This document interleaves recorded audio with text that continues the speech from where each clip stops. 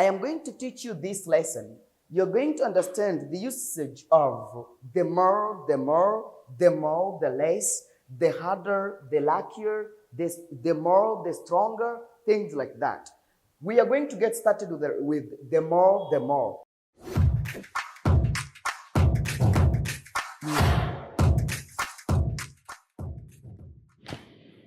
My phone battery is low. My phone battery is low. So, let me plug in my phone before teaching you. I am going to plug in my phone. Do you know to plug in? Guchomeka telephone. That is to plug in. To do this, okay? And this.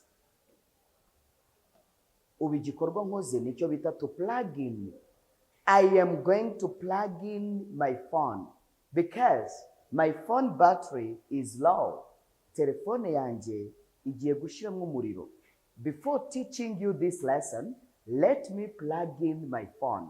To plug in the phone, no guchomeka telephone. Then to plug out the phone, guchomokora.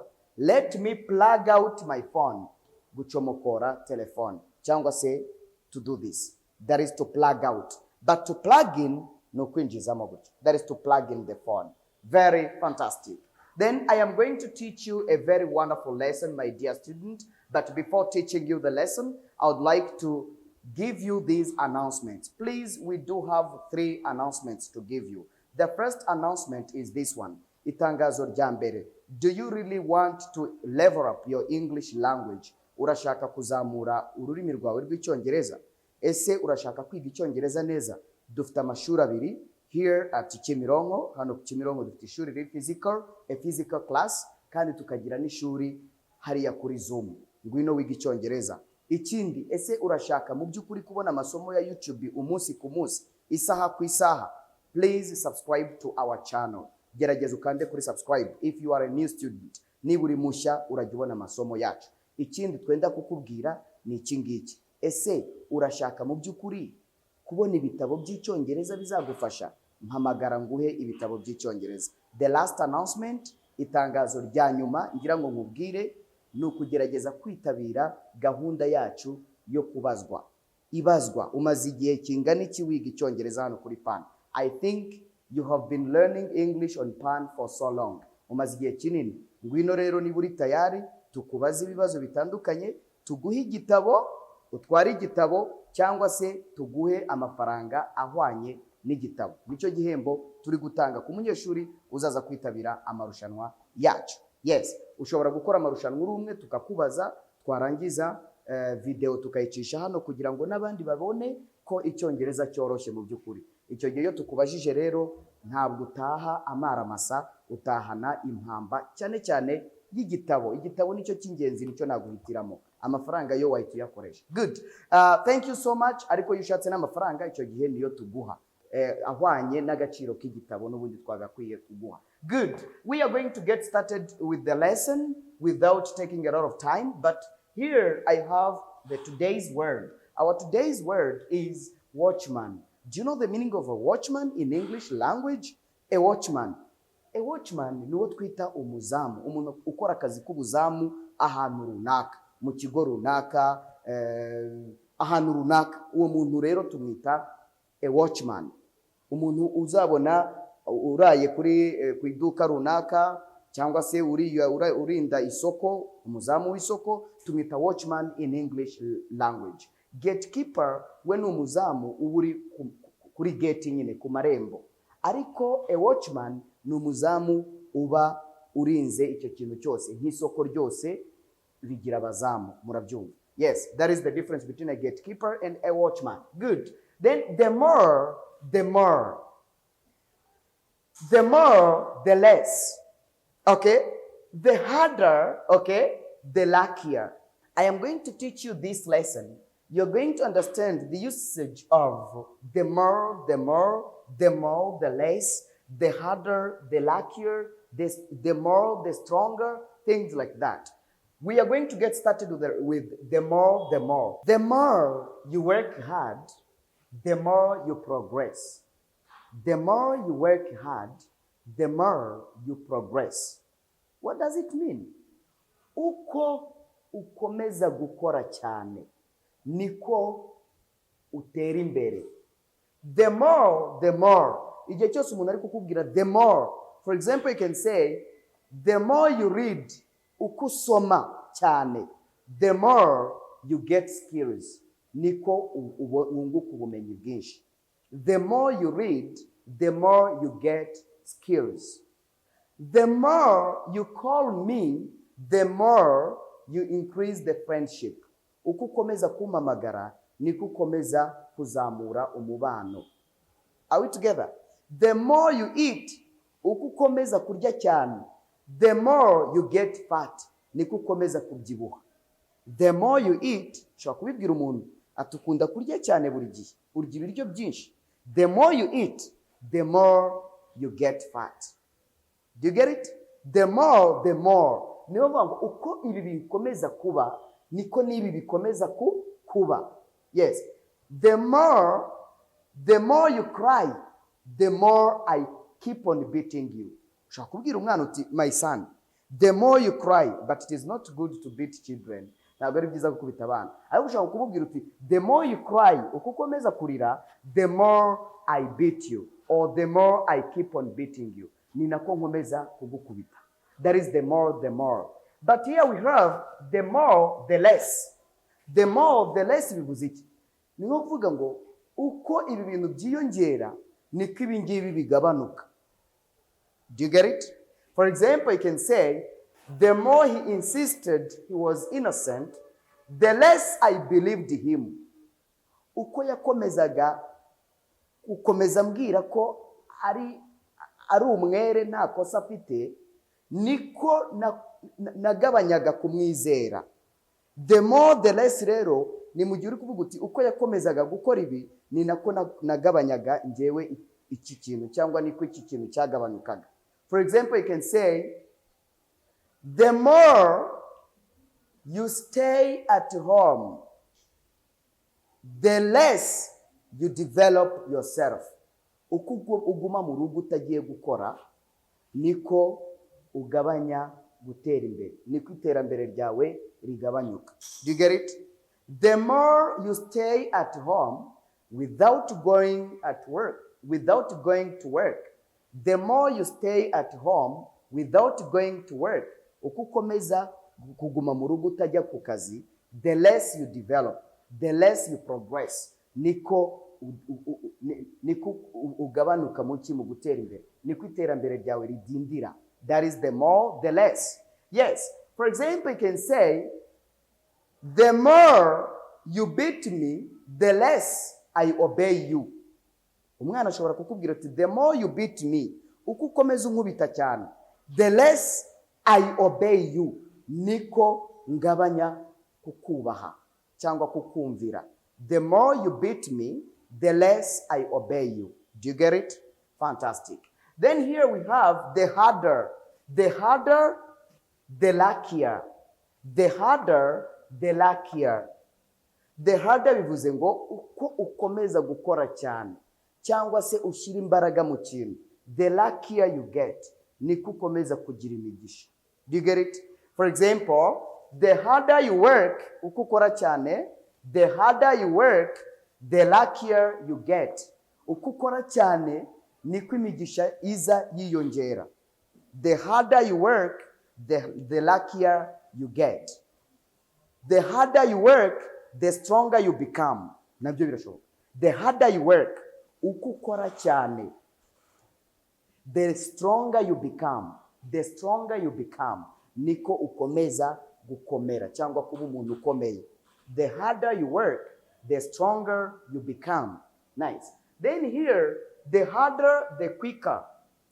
The harder, the quicker. Niyo ngo uko ushyiramo imbaraga, the quicker, niko byihuta, niko ikintu cyihuta cyangwa se niko ugira umuvuduko. For example, you can say, the harder you work, uko ukora cyane, the quicker you get rich. Niko ukira vuba. Quicker, biva kuri quick. Quicker, the harder you work, the quicker you get rich. Then the older, the weaker. What does it mean? The older, the weaker. Uko ukomeza gusaza, the older, cyangwa uko ikintu kisaza niko kigenda gita imbaraga zo gukora, cyangwa se gita imbaraga mu bijyanye nuko giteye mu miterere yacyo. For example, I can say, the older you get, uko usaza, the weaker you become. Ushobora kugira umuntu inama ukamubwira uti, please try to work hard this time, at this moment, because the older you get, the weaker you become. Work hard today, kora cyane uyu munsi, because the older you get, kubera ko uko usaza, the older you get, the weaker you become. Ni kugira ute ugenda utimpara imbaraga, ni kugenda uba umuntu nyine uri weak, cyangwa se ni kugenda ubura imbaraga zo gukora. The older you get, the weaker you become. Number 6, the more, the stronger. The more, the stronger. For example, I can say, the more you do sports, uko ukomeza gukora sport cyane. The more you do sports, uko ukora sport nyinshi cyane, the stronger you become. Niko ukomeza kugira imbaraga, niko ukomeza gukomeza umubiri wawe. The more you do sports, the stronger you become.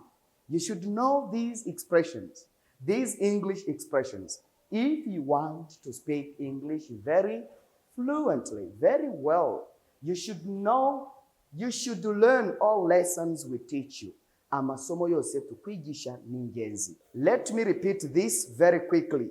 Reka nsubiremo iri somo nihuta, because it's very vital. It's a very important lesson. The more you work hard, the more you progress. Uko ukora cyane ni kutera imbere. Repeat after me. The more you work hard, subiramo nyuma yanjye my dear. The more you work hard, the more you progress. Ako kaba ukibitseho. The more he insisted he was innocent, the less I believed him. Uko yakomeje kumbwira ko ari umuntu udafite icyaha cyangwa utakoze ikosa, niko nagabanyije kumwizera. The more he insisted he was innocent, the less I believed him. The harder you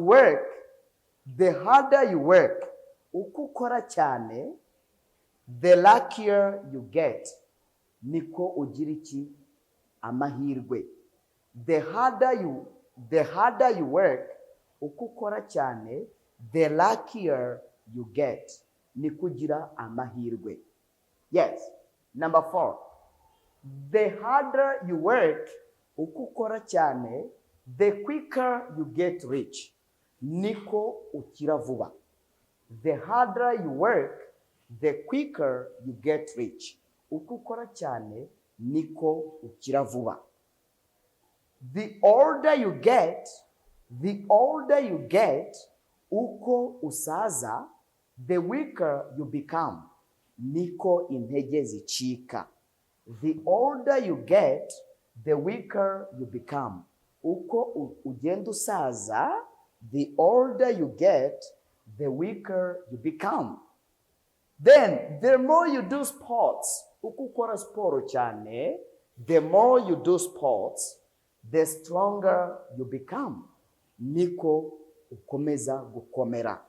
Does it make sense? Now I want you to do your own practice. Now I want you to practice more on this. Try to practice a lot.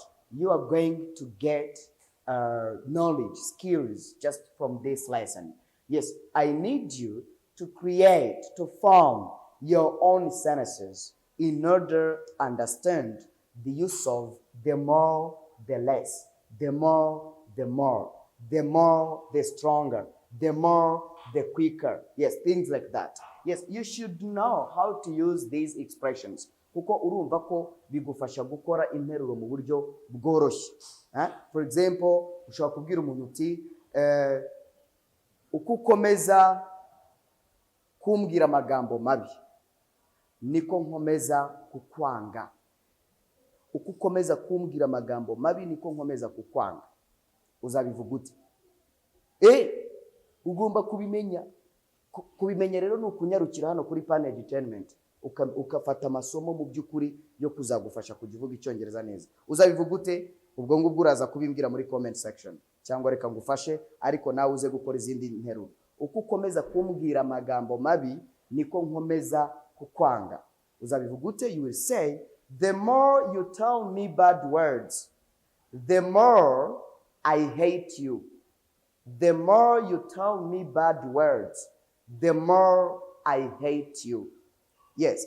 Uko ukomeza kunsaba imbabazi niko